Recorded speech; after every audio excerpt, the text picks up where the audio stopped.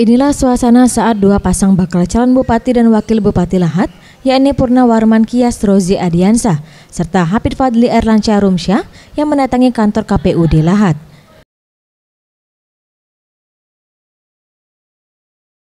Kedua paslon ini mendatangi kantor KPUD untuk menyerahkan berkas syarat dukungan berupa fotokopi EKTP sebagai syarat yang ditetapkan KPU untuk maju dalam Pilkada Kabupaten Lahat melalui jalur perseorangan. Kedatangan mereka diterima langsung oleh Ketua bersama Komisioner KPUD Lahat lainnya. KPUD Lahat menetapkan syarat dukungan minimal menyerahkan 24.000 lembar fotokopi EKTP bagi pasangan bakal calon yang akan maju dalam Pilkada melalui jalur perseorangan atau independen. Ketua KPUD Lahat Samsuri Jalal Nusrir mengatakan, berkas dukungan selanjutnya dilakukan verifikasi administrasi dan faktual.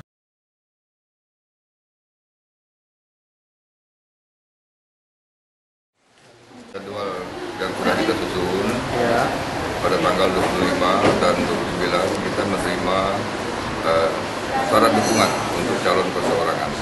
Perseorangan. Ya, jalur independen. Kita masih menunggu sampai tanggal 29 jam 24. Kita proses langsung, kita verifikasi secara administrasi, nanti ada berita acara, dokumen-dokumen, kelengkapan dan lainnya akan kita.